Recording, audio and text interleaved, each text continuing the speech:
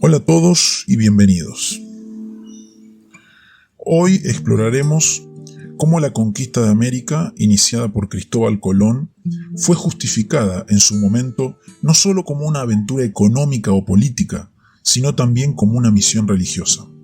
Hablaremos sobre las razones teológicas y morales que se esgrimieron para legitimar la expansión europea hacia el Nuevo Mundo, la evangelización de los pueblos originarios y el impacto que esta empresa tuvo en la historia del cristianismo.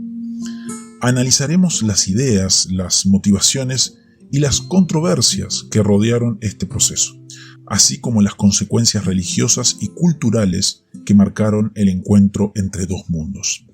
Acompáñenme para entender cómo se justificó esta gran empresa y qué significó para la historia de la Iglesia y del cristianismo global. Comencemos. Porque en cosa tan santa y tan necesaria como es la dicha empresa contra infieles, no querríamos que faltase alguna de las que más la pueden justificar. Querríamos que procurárseles de ganar de nuestro muy santo Padre una bula en que generalmente declarase la dicha guerra contra los infieles y diese a nos todo lo que con ayuda de Dios nuestro Señor conquistásemos de las tierras de los infieles. Esto lo dijo Fernando el Católico. La cuestión de la legitimidad de la empresa conquistadora preocupó tanto a los reyes católicos como a sus consejeros. Ya hemos dicho que entre las dificultades que se plantearon cuando Colón propuso su primer viaje, se contaba la cuestión de si la corona de Castilla tenía el derecho a emprender tal proyecto. Tras el descubrimiento, esa cuestión se planteó con más urgencia, siguiendo entonces el patrón de siglos anteriores, tanto en lo que se refería a la mediación entre soberanos cristianos como en lo que se refería a la convocatoria a las guerras de cruzada. Los soberanos españoles apelaron al papado para que les concediera las bulas que autorizaran sus viajes de exploración, sus esfuerzos colonizadores y a la postre la conquista.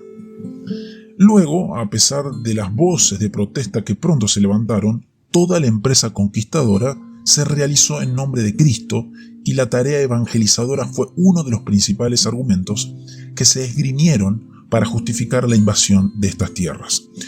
Por tanto, debemos detenernos a ver el modo en que los cristianos europeos trataron de justificar lo que en ellas se hacía, tanto por medio de las bulas papales como mediante el argumento teológico y jurídico. Como sucede siempre en tales casos, los cristianos europeos trataron de enfrentarse a la nueva situación planteada por el descubrimiento de América a base de diversos antecedentes que les parecían aplicables. Uno de ellos era la historia de las cruzadas. En ellas, los papas habían declarado la guerra a los infieles y les habían confiado a ciertos soberanos cristianos el mando de los ejércitos.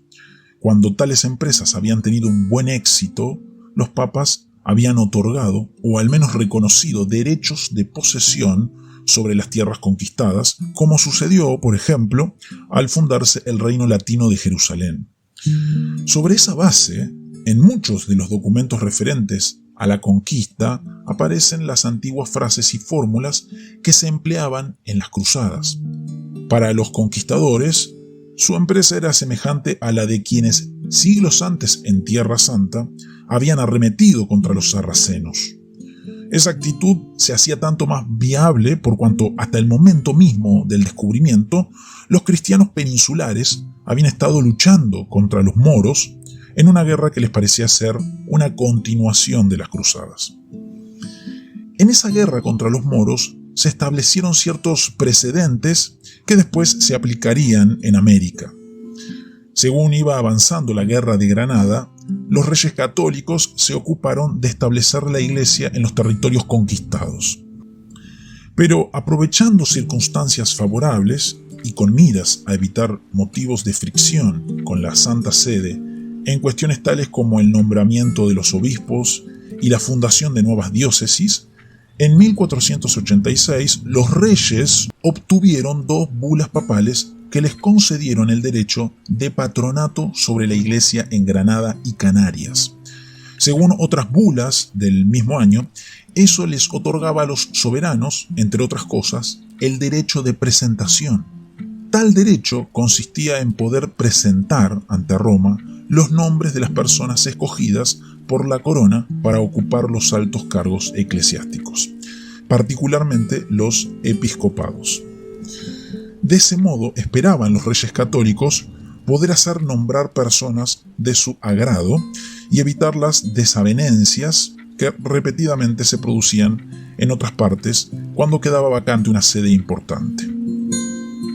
Como veremos más adelante, ese patronato real concedido sobre Granada y Canarias fue uno de los modelos que se emplearon al determinar el modo en que se regiría la Iglesia en América. La guerra contra los moros también sirvió para plantear la cuestión de los límites entre la colonia de Castilla, después España, y las de Portugal. Este último reino había terminado su empresa de reconquista antes que Castilla y por tanto se había lanzado a tomar territorios moros en el norte de África. A principios del siglo XV, Ceuta fue tomada por los portugueses, que a partir de entonces se consideraron llamados a dirigir la empresa de las cruzadas contra los moros norafricanos. Esto llevó a una serie de negociaciones con los demás reinos de la península, especialmente cuando la conquista de Granada le abrió a Castilla las puertas de África. Se establecieron entonces líneas de demarcación en las tierras moras que se esperaba conquistar, y el papado aprobó tales acuerdos. Todo esto sirvió de base para la solución que se le daría después al problema semejante planteado por el descubrimiento de América.